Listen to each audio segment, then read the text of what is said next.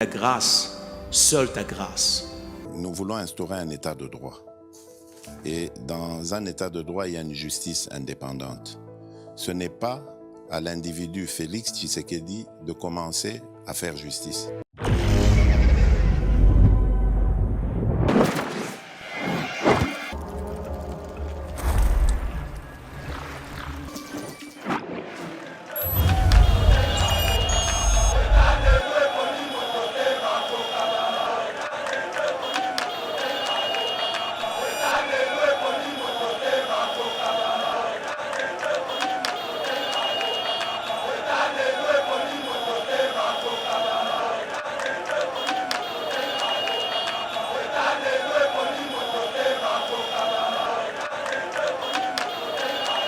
Na Congo, tozali ko minimiser mwasi.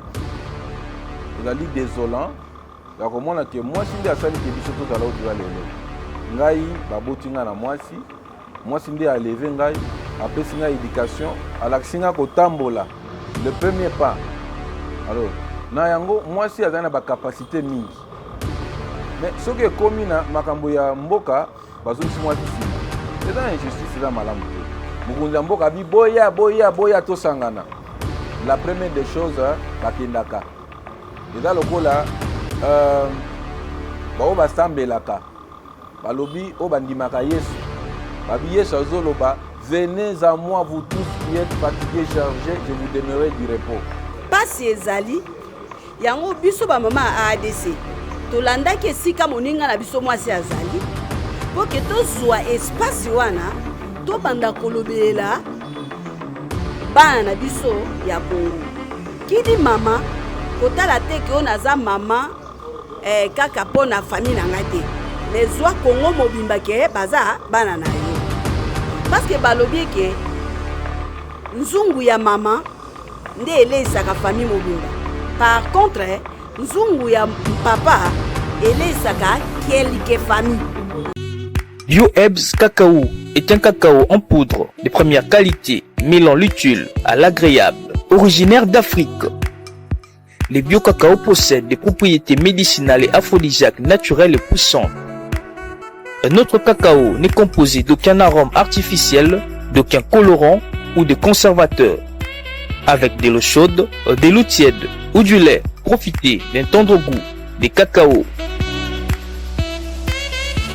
Avec Bio-Ebs Cacao, vous êtes assuré de retrouver une capacité physique optimale. Un complément alimentaire conçu pour les hommes augmente la libido pour une santé sexuelle positive. 30 minutes après l'usage, vous avez des résultats positifs. C'est la première fois que j'ai goûté un complément alimentaire sain, propre, bio, sans produits chimiques et sans aucun effet secondaire et qui fait des merveilles. Tout ce qui est écrit pour ce produit est vrai. Bien fait et pour le cœur et la morale, lutte contre l'hypertension et le diabète. En tant que médecin, je vous conseille d'utiliser. Et pour devenir distributeur, écrivez-nous sur gemsociety1@gmail.com. Nous sommes en Europe.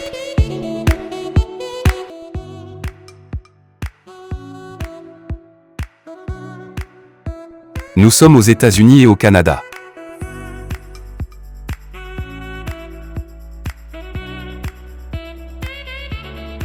Nous sommes en Afrique.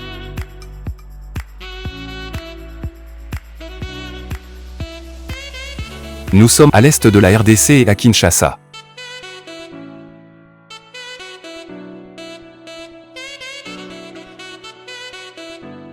Vous pouvez passer votre commande en ligne sur notre site www.docteurmiracle.com.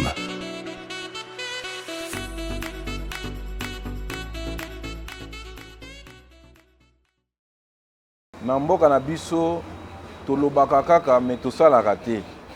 Toza na ba parti ebele mais ba parti ya mingi ya ba mama ezali te. Ezaka ba papa nde batondi soko tali ba nombre ya ba député ba mibali nde baleki. So tali ba nombre ya ba sénateur ba mibali nde baleki. OK na ba ministre ba mibali nde baleki. Alors voir même depuis la nuit du temps totikala kozwa président interdit que moi ça koyi ça la politique té total tomoni nulle part balobi est interdit. Est-ce que ça interdit que moi ça ça la partie politique tomoni nulle part est interdit ni alobi azui makanisi wana ke yepe ameka ko tombola lingomba ya politique pour en tant que maman adan lolenge ya komona oyo ezali différent na ba papa atelemisa eloko oyo totala to comparer esaleli ya ba papa na ya ba mama nini ekozala malamu nde akoti na course wana pour que yepe ada na parti politique dirigé par ye moko. Objectif ya parti politique nyonso ezali kozwa pouvoir pe kobatela yango. Alors mama tango aye tokoki ko se valer la face te kolobaki ye aye akota na asala parti politique pour vendre na ndako ezali bongo te wana asali eloko te asali parti politique pour que yepe akamba pour azwa bokonzi pour kokamba. Mais le problème ezali esaleli kosala ya mama na kosala ya papa tokoyeba yango tango bokomona preuve ane que parti oyo esali une année ezali représenté dans toutes nos provinces na Congo tozali ko minimiser mwasi ezali désolant ya komona ke mwasi nde asali ke biso tozala o tozala lelo ngai baboti nga na mwasi nde aleve ngai apesi ngai éducation alakisi nga kotambola le premier pas. Alors na yango mwasi azali na bakapasité mingi mais soki ekomi na makambo ya mboka bazongisi mwasi nsima eza injustice eza malamu te mpona biso ADC tozali kocroire na leadership ya mwasi parce que uta kobotama ti lelo soki tokoli yo na ngai mama nde alakisi biso ndenge nini ya koloba ndenge nini ya kotambola ndenge nini okoki kochange couche mama asali makambo ya minene c'est ça gérer même mama bandi ko gérer foyer après famille tokomi na société géniteur ya société za mama boni mutu o azali géniteur abandi kobota yo abokoli yo lelo azali na tina te non wana ezali malamu te nde biso tomoni ke na kati na biso na ADC mwasi il faut occuper la première position. Alors ici ezali tomeka kotia nyamu te entre mission divine o nzamba tie mobali po azala mokonzi ya libota. Mais tant tozokende na société lelo soki na koteka ba mama bazoteka okoloyebisa mama teka yo koteka te mobali ndi ateka no mama azoteka. Donc lokola mama azoteka mama azosala makambo ya minene ya mingi mama pe akoki kokamba lingomba ezali lolenge ya kovanda na bato lolenge ya korépondre na ba revendication to ba desiderata na bango lelo soki toza na nzala tozongaka epa mama. Mais tant yokoma moma ya na kokamba mboka tokomona injustice ok mboka il faut la représenter na ba couche nyonso ya bato na ba mboka eza développé tomoni déjà basi bazosala makambo minene et ça marche. Alors tomeka expérience na mboka na biso comme mama amiki kosimba parti au ADC na espace ya une année tomoni facile ba parti etelemi parti ekena na ba province nyonso parti bimi libanda ya mboka anto elakisi ke mama bamama nde tovandi na bango oyo balobaka mingi te me basalaka ya mingi na yango biso tozopesa confiance na bamama leadership na bango to bokambi na bango ezali efficace ke ya bapapa biso bapapa makelele eleki tozalaka mingi honnête te. Exemple na kopesa yo mama ezali ke soki oyoki na est ya République démocratique du Congo bitumba ezali kuna okoyoka chef de guerre mwasi te oh non mama tel nde ye mutu azwi manduki te mama bomaka te mama tongaka nde biso tozali kocroire na mama biso tolingi bamama na biso batelema bango nyonso mpona susi na biso tolingi parlement wana etonda na bamama bokomona différence bamama batonda na parlement na bwanya na bango na calme na bango nous aurons de bons résultats na mboka na biso. D'abord mokambi na biso da mwasi la place de la femme est respectée. Il fallait que boya to le baki non moi ça kamba biso te ne mibali nyonso batondi ya balobi non maman to pesi yo confiance biso to ko soutenir yo et l'axi que non la femme a sa place tozali na composition na biso tozali na présidente ya parti na biso Adelka Benamouka azali présidente nationale et autorité morale n'a pas expliqué parce qu'il y a un regroupement. Non seulement que notre parti, mais le parti politique Moussou Baye, le maman, na leadership na yo, tolingi que au Kambabiso na kati ya lisanga oyo ba politicien ou bien ba parti politique nyonso. La femme a une grande place. Oya landi Adali Mouassi, vice-présidente ya parti na biso, Adali Mouassi. Alors après, baye ko secrétaire général, après secrétaire général, tout dans la secrétaire général adjoint au alandi Moussou wana Adali pe Mouassi. Donc biso to sali équilibre. Tout dans la équité pas na biso comme tout allez comprendre parmi ba valeur na biso. Donc tout allez kotia moi si na esika nyonso esengeli moi ça à s'exprimer. Donc nous avons confiance en la femme et nous espérons, c'est pourquoi moi je demande à la maman Ebele dans la Ebele na ba candidature parce que nous comptons aligner beaucoup de mamans que de papas. Alors toujours sous-estimer ba papa te to ko bwa ka bango pété. Papa tolingi to bazala na biso mais to tia ba mama liboso total a peto comparer et ça les to bandi na 18 ans to dans moi na 18 ans o a kozala na parlement les moins âgés ko banda na 18 ans ti na o ya komi koko parce que la constitution n'interdit pas na o dali plus âgé na ko siéger o ya komi koko prochainement tant bokoya bokomona bango. Donc, tous les couches nyonso, niveau nyonso, âge nyonso, mais sinon, âge légal, à partir de 18 ans, nous sommes pour tout bouca mon bé côté. Tu as même na 16 ans, mais tu as pas 16 ans, ils mineur. Alors, à partir de 18 ans, bazali tiko kende na bokoko, bazali ba candidat. Déjà, parce que va déposer ba dossier na bango nyonso, les até que makambo akolo likolo. Donc, tout est déjà fin prêt. Tous les kaka senia ibisabiso go. Pour déposer un dossier. Ce qui est causé pour voter Moutou, il faut une expérience. Alors, on va voter à Liboso, on va voter. On va voter à Moutou pour la confiance, pour la dignité, pour le lenge ya Moutou kozala na bato. Ndenge ozali boye, ceux qui au kabaka, toyebi ke ceux qui minango ebele ko kabape. Mais ceux qui au kabaka te, au kabaka pété. Ndenge oza boye soki ofingaka bato oko continuer ko finga parce que eza lolenge na yo so muta fingaka bato te akofingaka te biso tozotala expérience ya mutu te parce que na politique on apprend tout ça s'apprend toza na classe moko te oyo bakendaka na université mpona kokoma député toza na classe moko te bakendaka na université mpona kokoma président de la république kokoma mpe gouverneur alors nyonso totangaka mpona kozwa bwanya mais na bateau nzamba sala na mukilo yo babotama naturellement na bwanya ayebi ke ko finga eza mabe mususu akendaka même pas église mais ayebi ke ko finga eza mabe ayebi ke oyiba eza mabe. Alors nous avons besoin parce que biso zali ko prôner ba valeur démocratique nous avons besoin na bateau ba respecter ba valeur ba mama na biso nyonso ozo mona awa ceux qui tozi bango d'abord pour bazali ko respecter ba valeur démocratique. Il n'est pas bimisi ba exprimer ba ambition na bango.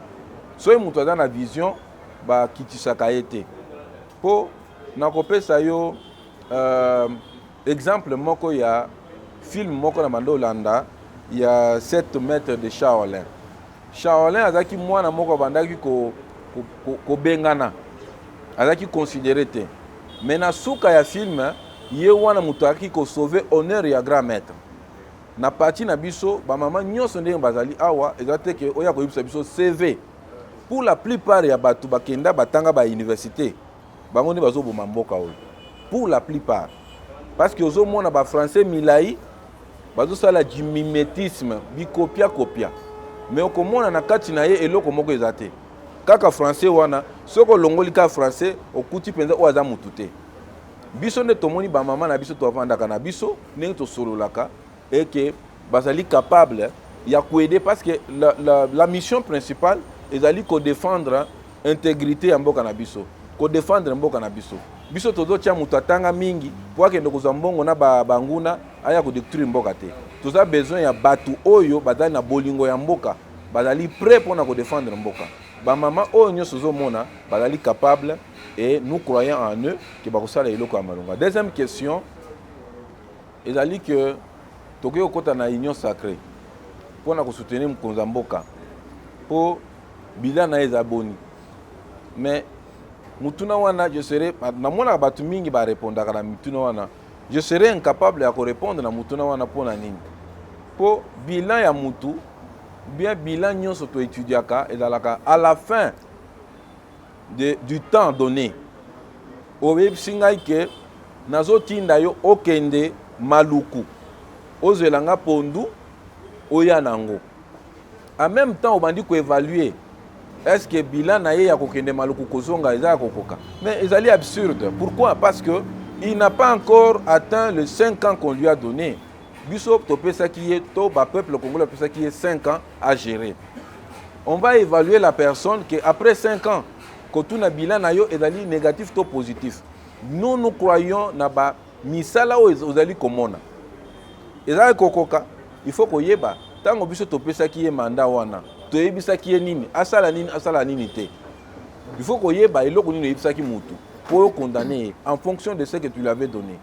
Ce que yebisa ki ngake na kopesa yo $5,000 pour na 5 ans okomisela ngango $10,000. Mais ce que yebisa nga eloko te. Oyebisa nga ki no kende bunda uzamwana mobali oyelanga mbongo. Ce qui na yeli yo $1,000. Eza mabete. Ceux qui n'ont eu lieu 500, ils ont m'abêté. Donc c'est en fonction de ce qu'on a donné. Au président de la République, biso tozali kondima po tomoni ndenge ni nazo bunda po na mboka. Alors bolingwaza nango ya mboka nde tolobi ke 50 topesa ki ye tomona ki keza moke. Parce que pouvoir eza ya peuple. Peuple azo pesa bakambi mutu moko po akamba ye po a représenter ye. Solo mboka eza na mikakatano solo ezali boy. Est-ce que adana nzela po abongisa tote soki aza nzela po na kobongisa biso tomoni tolobi iyo mutu oyo tobakisela ye lisusu 5 ans mosusu mpo na 5 ans wana akosala lisusu koleka oyo. Me ntango oyo elekaki azalaki na bamikakatano mpo baoyo basengelaki kosoutenir ye babanda kosoutenir ye te. Me lokola sikoyo na mbala oyo bamama bakoti na makambo yango balobi biso tozokende po tosimba ye na loketo po atambola ndenge tolingi to soutenir ye comme ça makambo ekomarché. Nous croyons en lui, raison pour laquelle tokende ko adhérer na union sacrée pour na to soutenir ye asisa mandat oyo zoya ya mususu ya 5 ans to bakisela ye po asala oyo ekozala malamu pour na Congo. Union sacrée d'abord ezali vision ya mokonzi ya mboka bosangani ya basantu ou bien bosangani ya bosantu, si je peux interpréter de cette manière-là. Union sacrée. Tolingi batuba za la peto basangana. Ezali mbela. Mukunza mboka bi boya to sangana. La première des choses bakendaka. Eza lokola bao basambelaka. Balobi o bandimaka Yesu. Babi Yesu azoloba, venez à moi vous tous qui êtes fatigués, chargés, je vous donnerai du repos. Bao bayoki mbela wana bapusani. C'est la même chose que le chef de l'État Aoutai Kosal a lancé son appel. Na eloko moko azali ko na vision moko emoneli moko ya malamu. Abi batu malamu o batana bolingo mboka. Ba Congolais nyonso boya to sangana. Pona to sunga mboka. Eza eloko mabete. Soka alobaki boya po tokende koyiba wana tunga tokende te. Mais alobi abakisi sacré. Tant obi sacré nde tolobi bosangani wana ezali ya malamu tokende. Je vais vous rappeler par rapport à Nengo Lobi, ba parti mususu ba ye na ba ye koza ba pouvoir. Ça a été le même cas parce que je suis un bon lecteur de la Bible. Hein, ça a été le même cas avec Noé. Noé a lancé appel naye à Bengi. Ba mususu ba boyi koya. Magorodo, ba serpent, ba nyonso yaki. Pour na ko la sauver. Parce que mboka ekomaki ko chavirer. Ekomaki ko kende ko tiola. Nde ba bengi boya to simba mboka ezokende. Batu ya bwanya nde bapusanaki. Solo ya mabepe bapusanaka. Po isika basantu basanganaka munguna yaka pe. C'est pourquoi même Yesu aloba na Bible, laissez-les croître ensemble. Le moment de la moisson, on séparera l'ivraie du bleu. C'est comme ça que ça se passe. on ne pas critiquer non pourquoi bazo ya na bato mabe ba ya kaka moment ya suka peuple des fois tranché Noé ayambaki na magorodo na ba serpent na ba nyoka na biloko nyonso toyebi ekotaka na hache de Noé. C'était pour être sauvé. Alors mingi Congolais akomaki ko pointer bango nde biso nyonso topusani na union wana sacré kolobaki bato bazokende mpona kozwa bokonzi bon na banzi penza te parce que union sacré ezali esika ezali pépinière ya kotia bato na gouvernement te ezali d'abord autour ya idéologie ya mutu comment toko kosunga mboka nde ntango topusani ayebisi biso lolenge nini mboka bazoteka mboka lolenge nini baoyo bakambaki bazwaki mboka bapesi na bapaya nde tocomprendre ezali boye abibo tobongisa sikoyo masolo elakisi nini baélection asengi biso bakongole tozonga nsima te tozala lokola baoyo bazali koloba te ngai na kovote lisusu te. Non, ce n'est pas ça. On a besoin de chacun de nous qui a ses ambitions oyo nyonso azali na bakapasité na ye mpo atya mpe libaya ndenge tolobaka atya libaya comme ça iko permettre ke bavote ye bandeko nyonso bafandi nsima awa baza bandeko na ngai te bandeko na ngai biologique te mais baza bandeko na ngai en tant que bacongolais sikoyo ngai na koboya kovote ye mpo aza na ndeko na ngai te eza na sens te au moins tobanda chacun de nous atonga ya ye royaume azalaka wana te lokola tozali na kati ya république tozali na volonté ya kovivre ensemble na yango tokoki kovanda kotala nani akoki kosala nini oyo azali kosala eza to mpo aleki biso te ezali kaka mpo azali représentant na biso tolingi azala wana mpo na ntina ete arespecte oyo tozali koloba na yango nde omoni nazongi na ntina ya mama soki aza na ata 4000 francs libota ekolia ata matembele akolia mwana na mwana ali ata mwa supu alie nde omoni ke bapapa bakambaki mabe na ntango oyo bamama bazwi makambo na maboko baoyo nyonso banda koboya baboya lisusu te bayoka ke maintenant mama nde azwi baton mama alobi ye faut azwa parce que pour nous tolingi ke tosala 222 députés na 222 députés wana nalingi 22 bazala bapapa 200 députés na compte ya ADC bazala bamama c'est ça ma volonté.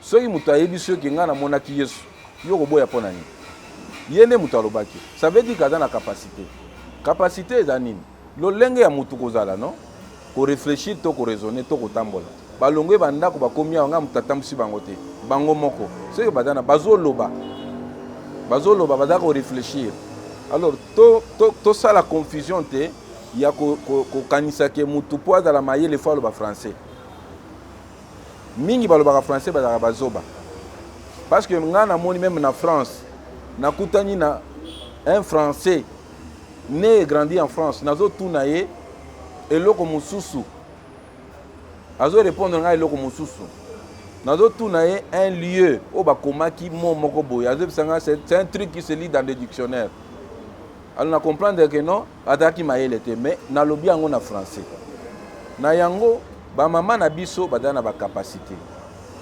nous croyons comment mama oyo aboti yo abokoli yo amelisi yo libele aveille sur yo pendant que tu dors ye aza wana azokengela yo okoli akoti yo classe otangi oyekoli mopaya na minoko ya bapaya ozongi lokola ozoloba anglais ozoba français obi mama na ngai azoba aza mayele te non mais ça c'est injuste toko kozala bongo te yango mboka eza kokende yango mboka ezokende na yango biso na AADC nde olobi na mutuna liboso biso tozali ko défendre la femme. Vous la défendez sur quel plan?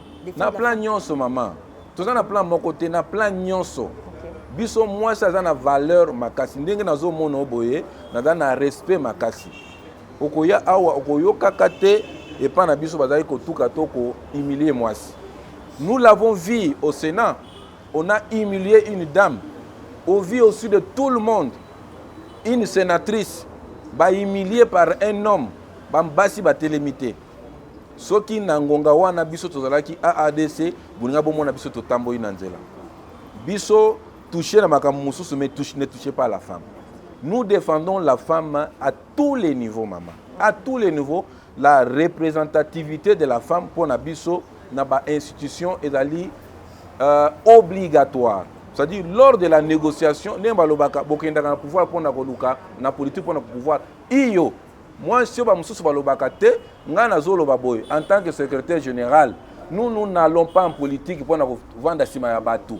Tous ceux qui ne peuvent pas pouvoir pour ça la yango. Tous ceux qui ne peuvent pas poste ministériel. Nous avons besoin de ça. Pourquoi nous les prenons? Pourquoi nous les prenons? Tous ceux qui ont oyo bazali kokamba mabe. Nde tolobi biso tozwa yango. Quand je parle de biso, nazo mona maman parce que je suis l'ensemble, un élément dans l'ensemble. L'élément dans l'ensemble, ils ensemble pour nga za maman. Ba élément de biso awa. Ba maman di ba boti biso. Totindi maman liboso ya kamba. Po toyebi ke yeso azana lipa moko akokabola yango ata biteni zomi. Comme ça mwana na mwana kozanda mais papa soka zui ya mbongo. Miso komi pai akomi kotala ba deuxième bureau, troisième bureau ainsi de suite. Si nous avons des chèques aujourd'hui, c'est le produit des hommes. Akeya boti tango zaki ministre, tango ki ministre sili azongi mama liboso, mama lobi na niko ka bana wana wate. Soki a santété, mama lali a loti bana wana ndoki, a bengani bana wana. C'est comme ça qu'ils sont dans la rue. Aujourd'hui, bana wana badali vilipandé, bana wana badali traîner de tous les mots, tous autres benga bango ba chèque. Or que ce sont nos enfants à nous. Pour nanini parce que c'est l'échec de papa. Papa a échoué, il faut assumer responsabilité. Na yango ne tolobi biso AADC. Nous voulons que ba maman oyo tozana bango oyo ba kamba biso to comparer et ça les liya ba papa 5 ans oyo deki na et ça les ba maman na 5 ans oyo tozali ko kende beaucoup moins la différence beaucoup juger biso par rapport à ça. Et CG s'il te plaît, quelles sont vos règles, il y a encadrement pour na ba maman au bazo évoluer au sein il y a AADC. Banani ba règle nabino ya encadrement ba règle ya encadrement nabino pona ba maman o bazo évoluer na lingala pardon ba règle wana na lingala l'accès nazo mi je crois lolenge voilà lolenge nini en tout cas non je comprends voilà. La question question est un piège tellement pertinente mais c'est une question piège biso tozali na ba règle spécifique pour na ba maman te. Okay. Les règles dictées pour les hommes, ce sont des règles dictées pour les femmes. Tous allez na statut, vous allez corriger le biso. Na statut na biso et allez couper sa équité. Hein? Donc parmi les devises na biso, tous allez na unité, travail, équité. Nous avons besoin de femmes unies ensemble avec les hommes. Okay. Nous avons besoin de femmes travailleuses comme les hommes. Nous avons des femmes qui s'égalent. Tous en bossa kolobate que non awa tous en poste ministériel toi aligné mon bali parce que adana ba diplôme belé et ça ba papier maman je suis docteur en ceci ceux qui tous qui na ba docteur ya solo mboka na biso inga le ka Dubaï ceux qui pendant mboka biso ba docteur wana ba lobaka je suis docteur trop de diplômes c'est la raison pour laquelle lorsque je me suis présenté dans lui ba titre té na moni que ba titre wana n'est que des papiers inutiles il faut même brûler ça. Parce que diplôme, mais aussi de l'autre côté, jusqu'à présent, nous avons que des problèmes. Alors, tous les professeurs aujourd'hui, devaient être hommes de science à la recherche pour trouver une solution en Boka. Les professeurs, ils ont continué la politique pour nini parce que bazali humilié, bafutaka bango malamu te, bavivaka bien te, bana bango bazo souffrir, ne balobi to kende na politique pour to kende ko amasser bon. Raison pour laquelle nous voulons une nouvelle république. Dans 5 ans aux Oya, AADC a compris sa forme. Prévenez que nous allons mettre Bino à défi. Nous sommes un parti le mieux organisé de la République démocratique du Congo. Beaucoup de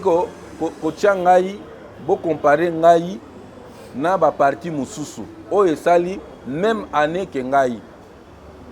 To sali une année, mais nous sommes mieux organisés dans la partie Nyons et la République démocratique du Congo. Nous espérons, parce que Tolobaki la charté bien ordonnée, commencer par soi-même. Tolobi le kola, tolingi tokende, tobanda au sein de notre parti, être organisé. Tomeka ko travailler, tomeka ko tia quand même discipline au sein de notre parti. Biso za parti ya koyoka te que non parti wana basala ki bafinga ki mututel. Nous ne sommes pas là pour insulter, nous amenons des idées, tomeka ka boigna pour que bandeko bayoka biso ba adhérer na idée la raison ya question de quoi tunaki to adhérer na vision chef de l'état par rapport ya mayele malamu pour makanisi malamu nde etindi biso to landa ye fait bien yango nde équité parce que eko bima lokola botandre nga piège na lobi na sisi balobi metala ya lobi banda ba ebandeliti na suka oki ba mama bazali bo pesa bango pe maloba baloba et pona ko lakisa ki bazali ba incapable te par rapport ya IAC na kopesa eyanoke mukunza mboka azali ko bunda azali ko nyokama po ete ba congolais bazwa vie o esengeli mais pour la plupart des choses c'est que soki tokenda ko benga bapaya baya ko appuyer biso malgré ma dérapage autres ali ko condamné et ezali pona faute na biso photo telema bilenge na biso batelema mutu na bisika azali batelema ba pousser pour que basala lokola na États-Unis ezalaka mwana soka sisi ba étude wa kota université il faut à la marines à la former comme militaire pour na ko défendre patrie ay bande ma betaka munduki ay bande nini ba se défendaka na ko senga ke ba konzi mboka ba meka kotala likambo na mais surtout biso tango tokozala na parlement nous allons faire tout pour que la raison pour laquelle tolinto dans la ebele pour tout influencer mibeko wana et dans la en exergue pour permettre la république à mekako tambola na ndenge sengeli alors na EAC ceux qui makambo yebongo ezali po biso ba imboka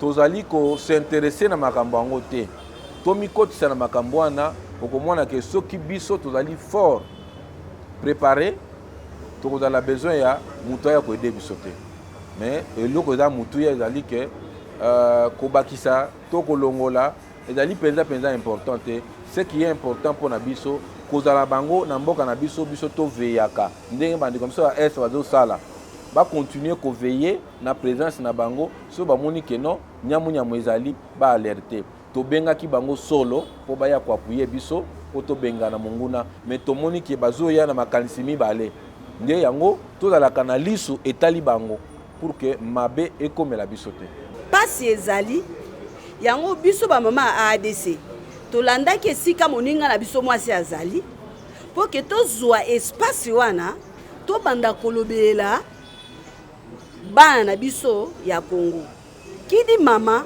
kotala te ke ona za mama kaka po na famille na ngate mais zwa Congo mobimba ke baza bana na yo parce que balobi ke nzungu ya mama nde elesaka famille mobimba par contre nzungu ya papa elesaka kelike famille eponaka bilongi parce que papa tango akoya na nzungu na ye omwende papa azade soki ake aza na $100 akeno liboso aopesa nde mwasi na ye mais akopesa mama na ye te ndeko na ye te moto liboso nano eza mwasi na ye mwasi pe atali kaka famille restreinte mais par contre mama oyo soki naloba boyo soki bazwi $1000 bapesi yo yoza mama de bazwi pe $1000 bapesi papa journaliste aza papa de $1000 na yo ekoleisa bato ebele ekosala pe ke obimisa pe ba ide ya malamu niko na $1000 na mais papa aza na mwasi moko $1000 na akozwa 5 bureau yango eloko ezoboma mboka na biso nde yango oyo biso tososoli likambo wana tokoloba na kofanda na ndako toloba kofanda na ndako te il faut zala derrière parti politique oyo ke moninga na yo mwasi nde moto aza liboso siko tango biso tobeta mbela wana nde mokonza mboka koyoka biso pe kimie kokota na yebisi yo mama kanga data lelo soki kaka biso ba mama totelemi na likanisi bo moko na bo moko na biso togangi po na mboka wana bato wana baza na sima ya bato wana M23 bako arrêter yango mokonzi ya mboka akoyoka biso ba mama parce que na minute oyo aza na posa ya ko soutenir ba mama aza na posa ko travailler na ba mama po amoni siko makanisi ya malamu oyo efandi na kati ya ba mama parce que mama nde bwanya intelligence esunga mboka te kotambusa mboka te mais bwanya nde eyaka siko kofandisa mboka pe etomboli mboka. Maintenant olinga na revenir na question à liboso mama journaliste a otu ko poser biso pona makambo ya este ni nesengeli message ni to ko lobela na chef de l'état pona guerre ici là na este. Ce qui est vrai que na este la femme souffre. Quand on parle de la guerre, on tire sur la femme. Les hommes, on peut tuer un enfant. Moi, je n'ai pas bomié. Mais quand la femme perd son fils et son mari, à Tikali veuve, mingi sur 100% de femmes, au moins 20% à Bassi Babalak. Babalak de sous, Bassi marié.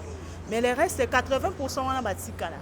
Et nous, la femme, sur notre doctrine du parti politique AADC qui parle de patriotisme et sengeli tozali ko senga na ba mama tozala bomoko na ba union so bazana est de la République démocratique du Congo comme ça to défendre parti à pays na biso pe tozali ko lancer mbela na président de la République asala bokase a multiplier encore ba mesure pour na former armée na biso parce que ceux qui mboka na biso kuna bitumbeza ko continuer parce que armée na biso tozali komona batu baza ko akizango mingi toza faible mengai la lobi bongo te na yebi que armée na biso za makasi parce que tolobaka toujours RDC loko makasi na yebi que boza ko se souvenir de sous na ba avion wana de guerre banda ko circuler kana temps ya kala ba komaka RDC loko ya makasi donc armée na biso za makasi ya tozali ko senga na mokonzi ya mboka à bâtir les mesures de formation ya makasi comme ça bitumba ya STC là comme ça maman tika kolela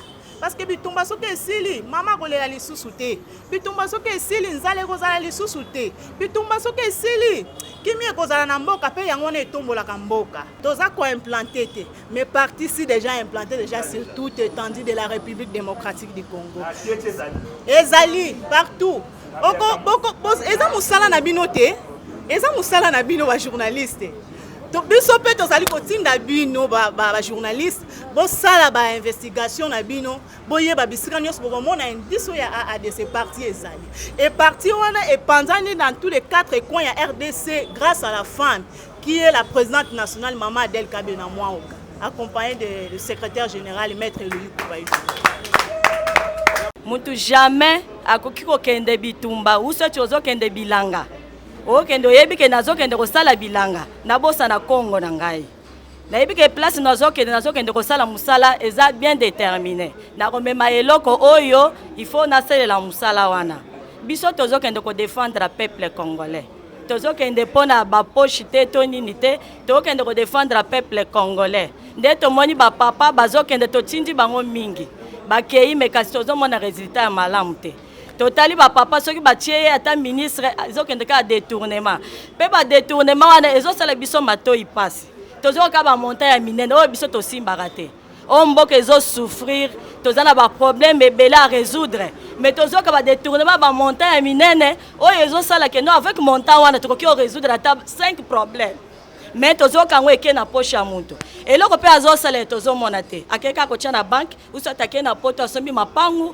azwi ba deuxième ba troisième bureau na poto asali mboka na biso e bénéficier te akotonga ta attaque école moko awa e sungata bana mboka mwana mboka tangi sazo ata salaire te bazosala kama makambo yoke mitu ezosala bien te ponga na olobango bongo ba doctorat na ba licence eza na mitu na ba master o basala to mona eloko bazosalela te ba mama tozwina ba diplôme to tchena sima mais tozwika ki bon mama to memina ki bon mama na kati ya hémicycle to kende ko défendre le peuple to kende ko défendre ekolo yango nde musala na biso bana AADC nde eloko to kendela biso eza déjà na ebite to benga ngo terme nini ba mesanisa biso mabe pona ko bima député il faut pesa mbongo biso na kati ya AADC tozotia mbongo liboso te biso na kati ya AADC tozokende ko conscientiser ba peuple congolais ce n'est pas le moyen qui va nous défendre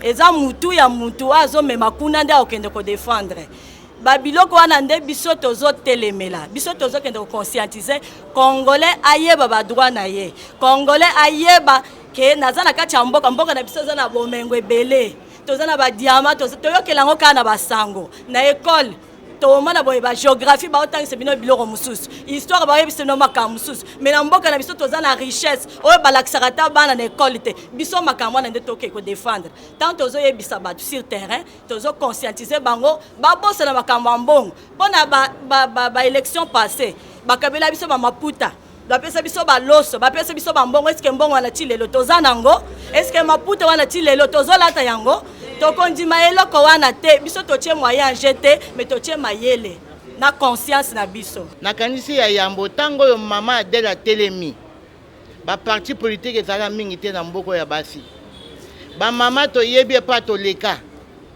oyo mibali bazalaki mpo mwasi aleka mais lelo toza kokende nano liboso mama Adèle azali parmi oyo mama oyo atelemi alobi ete AADC ezali alliance ya baaction oyo ya développement ya mboka Congo po mboka eza développer il faut mwana mboka congolais tokobetela mama maboko te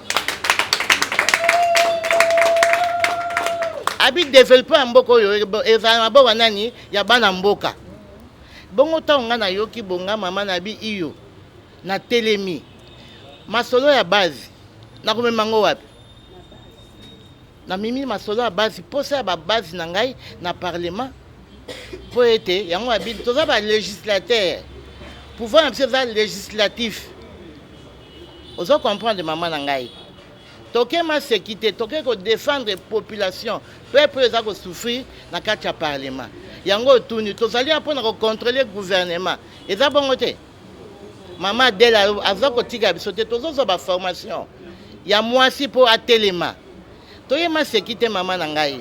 Dès lors que nous allons nous inscrire dans la vision du chef de l'État qui est principalement la réduction de la pauvreté et l'encouragement des actions de développement. Nous allons par exemple, nous, légiférer les lois sur la pauvreté. Comment réduire la pauvreté? Si aujourd'hui les pays développés sont appelés développés, c'est tout simplement sur le plan social. Hein? Ils réduisent de plus en plus la pauvreté de la population et améliorent les actions sociales. Comme notre chef de l'État vise les actions sociales, entre autres la gratuité de l'enseignement, hein, la maternité gratuite pour les femmes.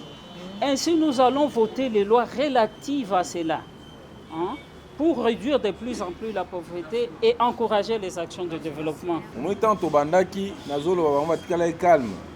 Bokanisaki ba mama oyo zaka ba mama moko boye. Awa ba mama très bien faite. Ba mama au complet. Dans le soko yé na lopoto okuta. Eza lopoto ya balabala te. Lopoto ba le cas sur le banc de l'école. Soko yé na makambo ya lingala ko kapenda lingala ya solo. Eza oyo ya ramasser te. Hein?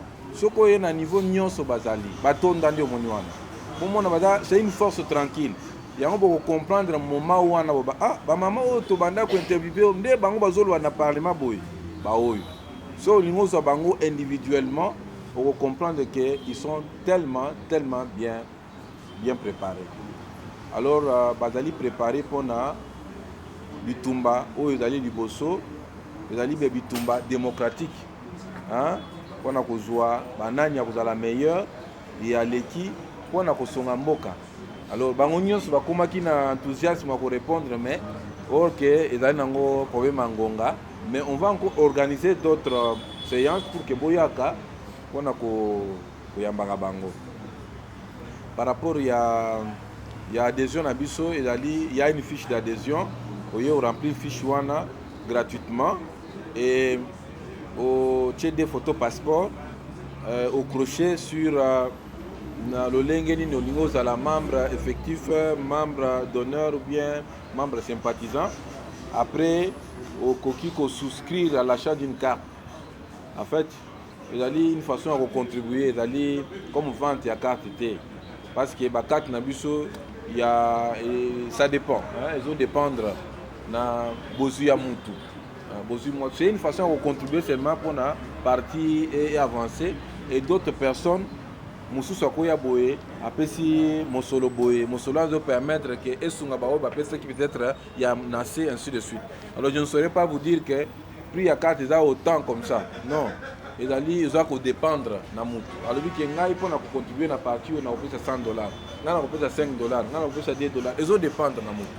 Alors makamnyo sona ADC mutu nyonso aza na ambition na ye ezate ke makambo ko étouffer mutu ya ko bloquer mutu awa ezate. Et loko tozali kotelemena na parti na biso ezali tribalisme. Tribalisme awa eza na place nango te. Les anti-valeurs so botal parmi ba valeurs démocratiques na biso ba eloko tozobenga tribalisme eza na place nango te. Et pas na biso ba positionnement ya déjà parce qu'il y a tanga mingi o atanga te non biso tozali na équité. Donc mutu na mutu adana esika na ye adali respecté.